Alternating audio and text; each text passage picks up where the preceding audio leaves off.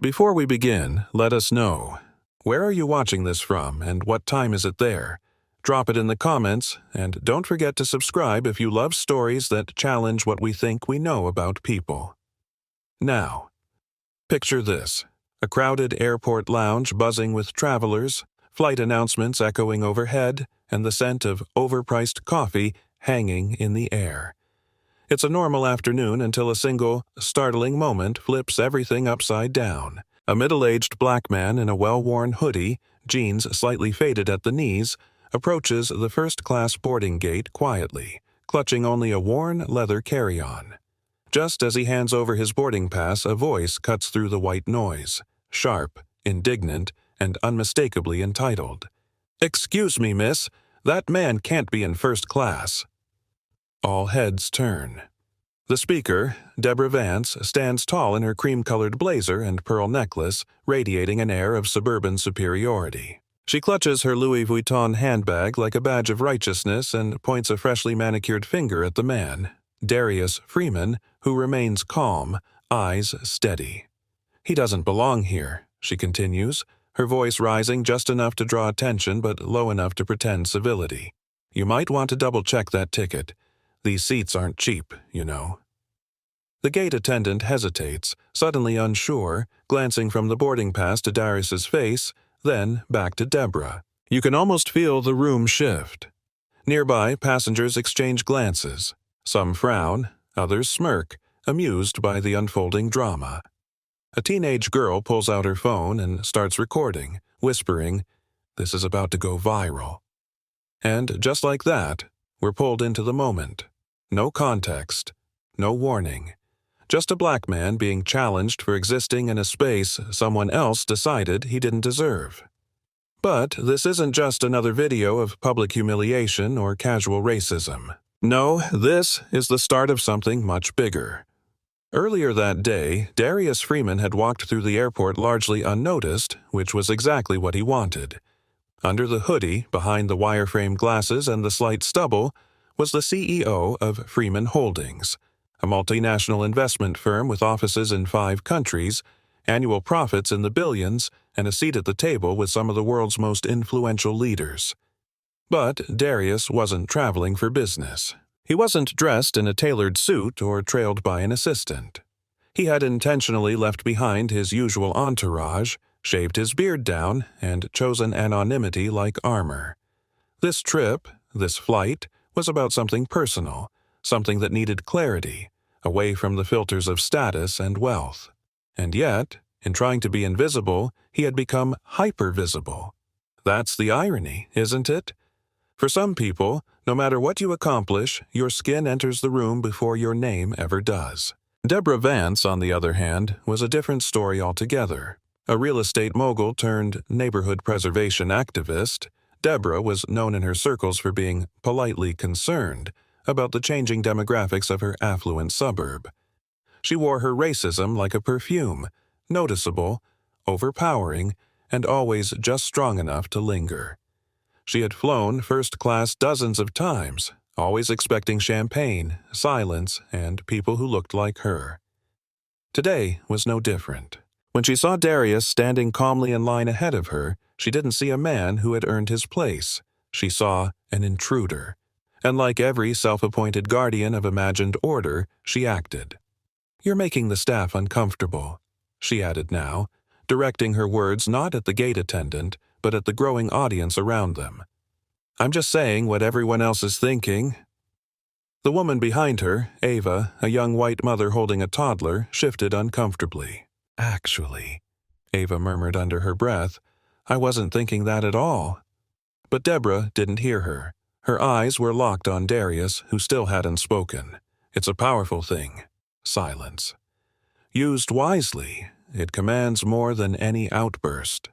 Darius had learned that the hard way over years of sitting at tables where he had to earn his respect 3 times over. He looked at Deborah not with anger but with a kind of disappointed curiosity, as though studying a relic from a museum of injustice. "Ma'am," the gate attendant finally said, voice wavering slightly, "his ticket is valid." But Deborah scoffed. "Maybe, or maybe he borrowed it, or maybe he's one of those social media pranksters." Her words sliced through the air like a blade dipped in condescension. Just then, Rick Coleman, the shift manager, approached. He was a man in his early 40s, white, competent, but with the unmistakable nervousness of someone who's been trained to appease people like Deborah Vance. "Is there a problem here?" he asked. Deborah jumped in before anyone else could speak. "Yes, there is. This man," she didn't even say his name, "is trying to board first class, and I don't think he belongs there." Rick turned to Darius, scanning him quickly. "Sir, can I see your ID along with your boarding pass?" Darius handed both over without a word. Rick stared at the ID. His eyes widened and a subtle shift in posture followed. "Oh," he breathed. "Mr. Freeman, I didn't recognize you." There it was. The name, the sudden panic, the realization. Rick looked up, a flush rising in his cheeks. Deborah blinked. "Freeman?" she repeated, faltering. "Yes," Darius said at last, his voice low but clear. "Darius Freeman, CEO of Freeman Holdings. I purchased this ticket directly from the airline's executive partnership desk. If you'd like, I can call the airline's VP of operations. He was the one who recommended this route." You could have heard a pin drop. Ava looked stunned. The teenage girl recording whispered, "Oh my God," and panned the camera slowly from Deborah's frozen expression to Darius's calm composure. Deborah stumbled, reaching for dignity like someone trying to catch a leaf in a windstorm. I didn't mean... I was just trying to help ensure security standards were upheld." Darius gave a half smile, no joy in it, just cold clarity. "You weren't upholding anything. You were upholding an image, one that excludes people like me unless we show you credentials, one that assumes the worst first." Rick tried to salvage the situation. "Please, Mr. Freeman, accept our apologies. Would you like a drink or something from the lounge?" Darius shook his head. "No, I just want to board. I've got people waiting for me who matter far more than this moment." And with that, he turned and walked calmly onto the plane. Deborah Vance was left staring, alone, as eyes burned into her from all directions. Some stared with anger, some with satisfaction, and some with the vague guilt of people who've been silent one time too many. But the story didn't end there. Because what happened next, what happened after the video went viral, after the comments poured in, after Freeman Holdings issued a quiet statement about implicit bias, would reshape how people viewed the quiet man in the hoodie and force a certain woman in pearls to reckon with more than embarrassment. It would force her, and everyone watching, to confront an uncomfortable truth. That prejudice isn't always loud, but its consequences always are.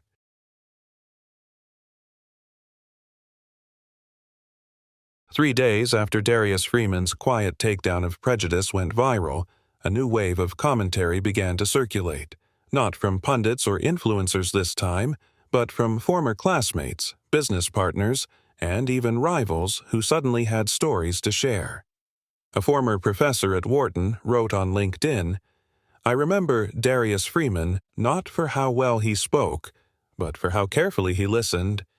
A rival hedge fund CEO recalled a charity auction where Darius had anonymously outbid everyone to fund a school for underprivileged youth. These weren't exaggerations. They were facts that had long been overlooked simply because he never broadcast them. The public couldn't get enough. News segments aired profiles on his rise from a fatherless child in Newark to a titan of finance. One publication dubbed him the Silent Storm. Meanwhile, Deborah Vance was learning, day by day, what it meant to be on the other side of the public gaze. Reporters parked outside her gated property. Anonymous letters arrived in her mailbox, some scathing, some sorrowful. Even her oldest friends began to distance themselves with suspicious silence. What stung more was her daughter Lindsay's unwavering disappointment. "You always told me to treat everyone the same," Lindsay had said through tears. "But I guess you meant as long as they looked like us." Those words stuck in Deborah's mind like a branding iron, and for once she didn't try to fight them. At the same time, the staff at the airline where the incident occurred underwent a quiet overhaul. Rick Coleman, the manager who had second-guessed Darius without cause, pushed for sweeping reforms. It wasn't performative. He was shaken to his core. He sat through uncomfortable meetings with DEI consultants, listened to painful testimonials from Black employees, and admitted his own failures publicly. "I don't want to be the kind of man who only sees value when it's labeled in bold font," he confessed to his team. The company introduced empathy training modules, anonymous reporting systems, and an internal mentorship program aimed at lifting voices that had long been ignored. Darius, when asked to consult, respectfully declined. "My job isn't to fix what others broke, it's to keep building what they thought we could never own." Angela Pierce, the federal agent who had quietly observed everything unfold at the airport, found herself reevaluating her own silence. Her inbox was filled with questions from fellow agents. "Did you know who he was? Why didn't you step in?" But Angela had her reasons. She'd lived through enough to know that Black voices are often dismissed until the paperwork hits the desk. She wanted Deborah's words to live unedited. Now, though, she couldn't help but wonder if her silence had indirectly permitted the escalation. She requested reassignment to community outreach, wanting to be closer to the front lines of change rather than operating from a cubicle of hindsight. Her supervisor asked if this was a punishment. "No," Angela replied, "it's atonement." Meanwhile, Darius remained untouched by the storm that still swirled around him. He didn't post, he didn't tweet, he didn't give interviews. His silence only amplified the message. He didn't need to explain what had already been exposed, but, privately, he wrestled with exhaustion, not from the incident itself, but from the pattern it represented. Every time he'd tried to disappear into the crowd, someone pulled him back into a narrative he didn't write. He'd wanted peace on that flight, not power. And yet, power had been forced onto him, because dignity, in a world of prejudice, is often mistaken for defiance. On a rainy Thursday afternoon, he sat in his office staring out the window, watching pedestrians rush by with umbrellas while thunder echoed distantly above the skyline. His assistant knocked gently before entering. "There's someone here to see you," she said. "She doesn't have an appointment. Says her name is Deborah Vance." Silence. Darius turned slowly. His eyebrows raised, but his tone remained neutral. "Show her in." When Deborah entered, she didn't look like the pearl-clad woman from the video. She wore no makeup, no jewelry, just a black coat and a notebook clutched tightly in both hands. Her eyes were rimmed with fatigue, her posture heavy with remorse. She didn't sit until invited. "I debated whether to come," she began, voice barely above a whisper. "But I needed to see you, not for absolution, for understanding." Darius leaned back slightly, arms crossed, listening but offering nothing. "I've spent weeks reading," she continued. "Articles, essays, testimonies. But nothing hit me harder than watching my own face in that video, watching myself assume the worst of a man who gave me nothing but calm. I was raised in a bubble. I stayed there even as the world changed around me. And in that moment, I realized I had weaponized my discomfort. I used my fear like a sword, and I was wrong." The room held its breath. Outside, rain streaked down the window like quiet applause. Darius finally spoke, slow and deliberate. "What you did was seen by millions, but what you believe, only you can confront that." Deborah nodded. "I'm not asking you to forgive me. I just needed to say it aloud. I needed to stop hiding behind statements and press agents. This was never about a ticket. It was about power, and I abused it." She placed the notebook on his desk and stood. "Inside are the names of every employee I've fired for not being the right fit. I'm going to reach out to each of them, personally. Starting over doesn't mean rewriting the past, it means acknowledging the truth and working forward." Darius didn't respond. He didn't have to. Deborah didn't expect a warm goodbye. She turned and walked toward the door. Just as she reached the threshold, he said quietly, "Do something that matters with your discomfort." She paused, nodded once, and left. In the following weeks, Deborah did just that. She sold off one of her properties and donated the proceeds to a scholarship fund for first-generation college students of color. She publicly endorsed legislation aimed at addressing housing discrimination. She didn't speak at galas or fundraisers. She didn't write essays in glossy magazines. She simply did the work, quietly, daily, deliberately. And though the internet had long moved on to its next outrage, those she helped would remember, not because she asked to be redeemed, but because she finally chose to listen. And Darius? He went on with his life. But something inside him shifted too. He began mentoring a group of young black professionals, lawyers, doctors, coders, educators, meeting with them once a month to talk not about how to fight injustice, but how to navigate around it without losing your center. In one of those sessions, a young woman asked him, "What do you think changed her mind?"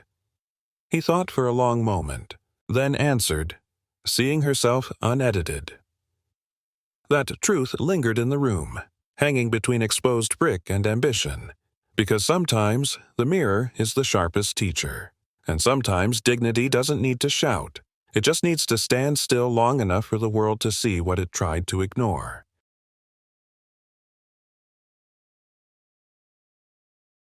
Two months passed, and the world, as it always does, began to forget. The firestorm that had engulfed Deborah Vance faded into yesterday's headlines. The algorithms moved on. The outrage machine turned its eyes elsewhere. But in quieter corners of the country, in community centers, classrooms, church halls, and Zoom panels, the name Darius Freeman still lingered. Not as a meme, not as a scandal, but as a reminder. A reminder that dignity doesn't shout. It doesn't demand a spotlight. It simply stands its ground until the noise falls away. And in that space left behind, people began asking deeper questions about assumptions, about power, and about what it means to really see someone. Meanwhile, Darius returned to his usual routines: quarterly earnings calls, foundation meetings, early morning runs in Central Park, but something inside him had shifted. He began waking up with an urgency he hadn't felt in years. Not anxiety, not fear, something more focused, more precise. He realized he didn't just want to lead a company.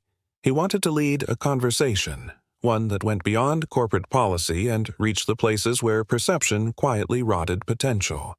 So, one morning in early spring, he called his chief of staff and said, "Let's build something that lasts longer than stock value."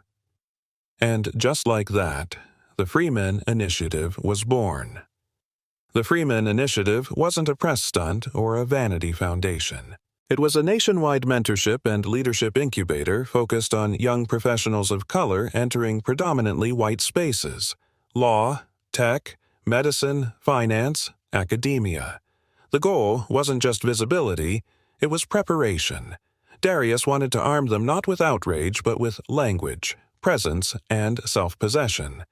"We don't need to teach them to yell," he said at the first private session in Harlem. "We need to teach them how to speak so clearly the room stops talking." Dozens signed up. Hundreds applied.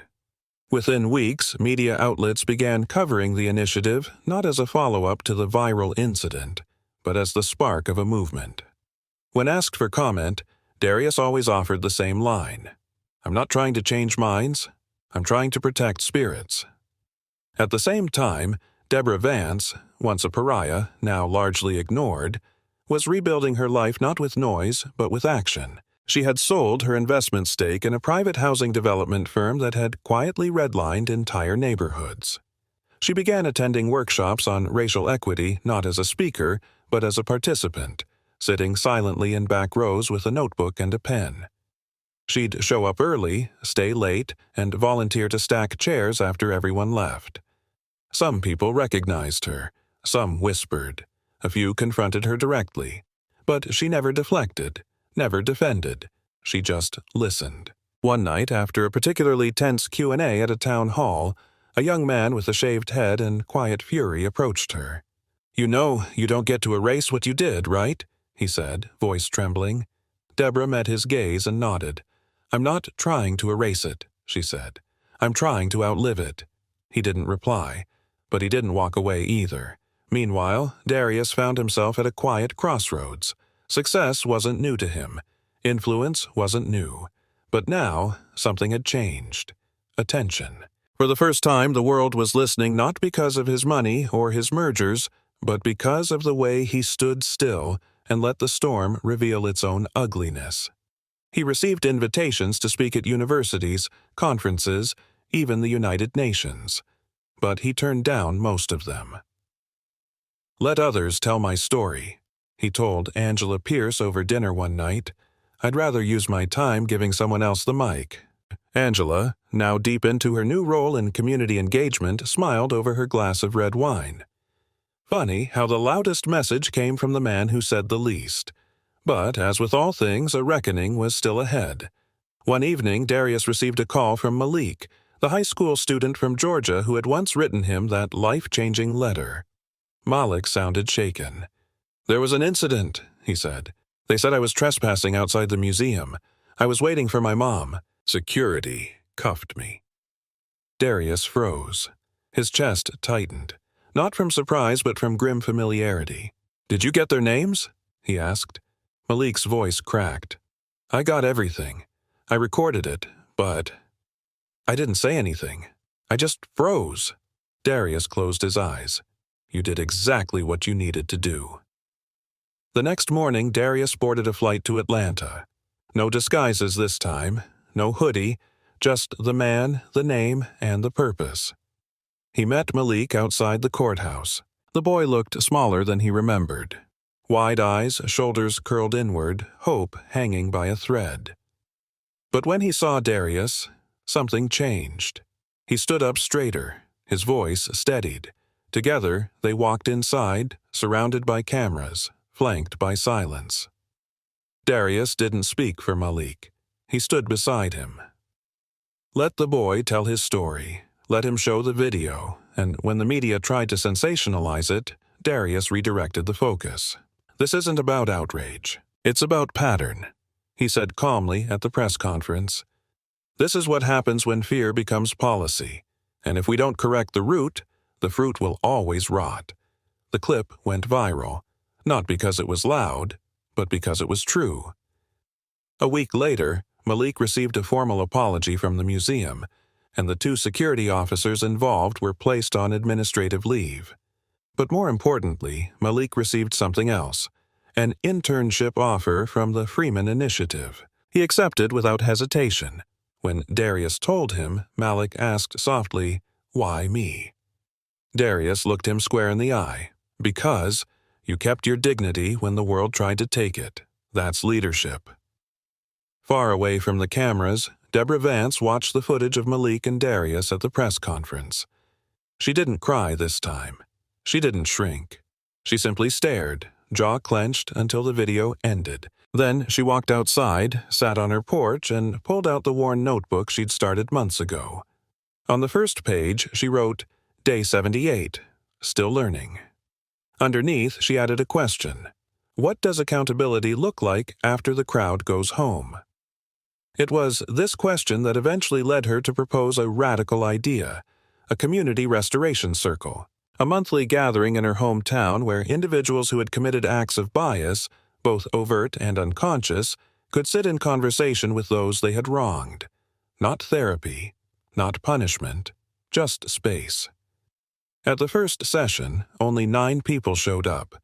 By the third, it was standing room only. And by the 5th, a local journalist asked Deborah, "Do you consider yourself redeemed?" She paused, looked around the circle of bruised truths and mended beginnings, and answered, "No, but I consider myself committed."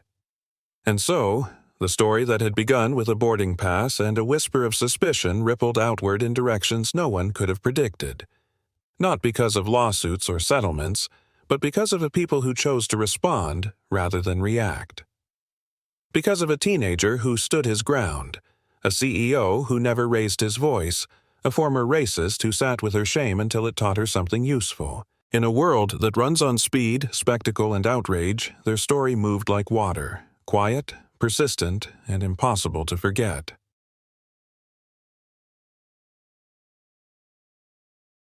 Months had passed since the moment at the airport that sparked a ripple felt far beyond its sterile gates, and yet its echo continued to shape lives in quiet, persistent ways.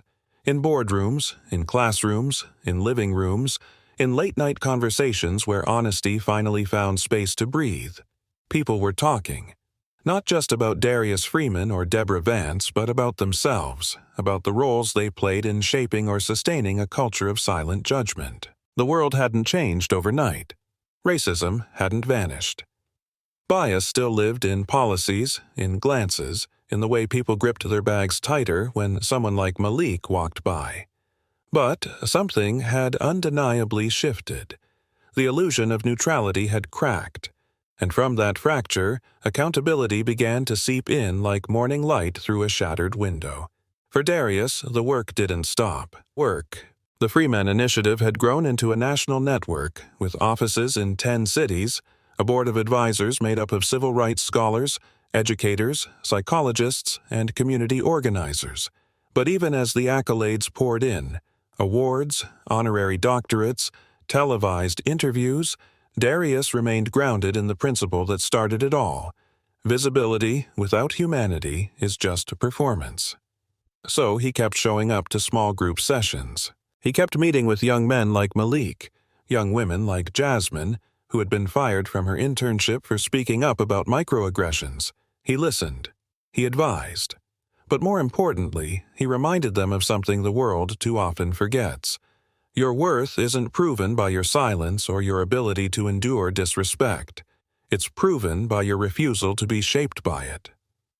Malik, now in his first year of college, had blossomed. From the unsure, soft-spoken teen who once stood in a courthouse trembling, he had grown into a confident, eloquent young man with purpose in his stride and clarity in his speech. He'd begun speaking at local high schools, sharing not just what happened to him, but what he learned from it, the power of recording, the strength in staying calm, the necessity of knowing your rights. But more than that, he spoke about dignity, the same word Darius had once anchored his life around. Dignity is when you don't let their suspicion become your shame, Malik told one auditorium of 9th graders, his voice steady. Dignity is when you show up anyway. His words resonated. Students began to write him letters asking how they could join the Freeman Initiative. Teachers reached out to incorporate his story into their curriculum. Something was happening, not a revolution, but a quiet restructuring of how young people saw themselves and each other. And what of Deborah Vance? Redemption stories are rarely linear, and hers was no exception. There were days she still wrestled with guilt, moments when she overheard someone mention the incident and felt her stomach twist. But there were also days when she received letters, some anonymous, others signed, thanking her for her public accountability, for not retreating into silence, for continuing to show up. She had, over time, become a reluctant example of what it meant to change, not because the world demanded it, but because her conscience refused to let her continue. Her community restoration circles now spanned 3 states, with volunteer facilitators trained in conflict resolution, cultural humility, and transformative justice. The model was simple. Those who had caused harm sat in a room with those they had harmed, and together they talked. Not for forgiveness, but for understanding. "I don't run from my past anymore," Deborah admitted once during a PBS interview. "I sit with it until it teaches me something new." One particularly poignant evening, she invited Darius to attend a session in New Haven. He arrived quietly, sitting in the back row, listening. The room was filled with people who, months or even years earlier, had committed acts of bias, some subtle and others blatant. One man tearfully admitted to mocking a coworker's accent. Another woman shared how she had reported her black neighbor for looking suspicious, only to later learn he was a pediatric surgeon. The stories were raw, unpolished, and painfully real.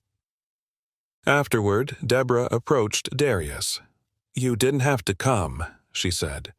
He looked at her, not with resentment, but with the calm gaze of someone who had seen the worst of people and still believed in their capacity to grow. "I didn't come for you," he said. "I came for the people who are trying not to become who you were." Later that night, Darius wrote something in his journal, a habit he'd kept for decades but rarely shared. He wrote, Justice is loud, dignity is quiet.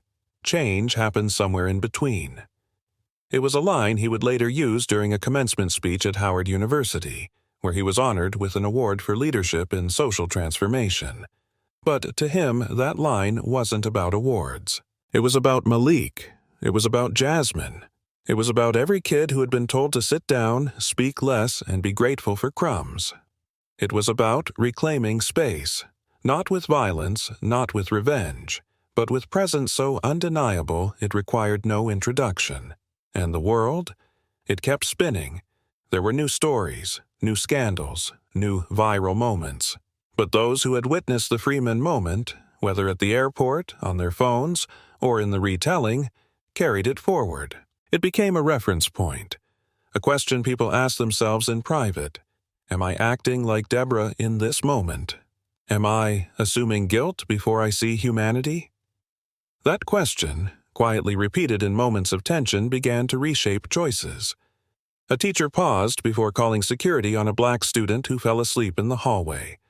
A store manager reconsidered accusing a shopper based on nothing more than clothing and skin. Tiny shifts, but shifts nonetheless. And on one breezy evening in Brooklyn, as Darius walked down a block lined with blooming cherry blossoms, he saw a mural newly painted on the side of a school. It featured his silhouette, not with his name, not with any grand proclamation, just the back of his head facing a crowd of young people.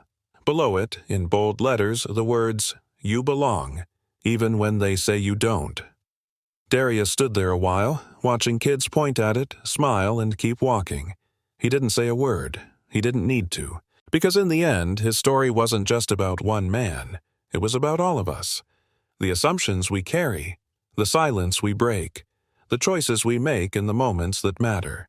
And how, in a world quick to label, those who carry themselves with quiet conviction can often speak the loudest of all. If this story moved you, made you reflect, or reminded you of something deeper about the world we live in, don't keep it to yourself. Share your thoughts in the comments below. We'd love to hear your perspective. What would you have done? Have you ever experienced a moment like this? And if you believe in stories that speak truth, spark growth, and stir hearts, make sure to hit that subscribe button and turn on notifications, because the next video might just be the one that speaks to you.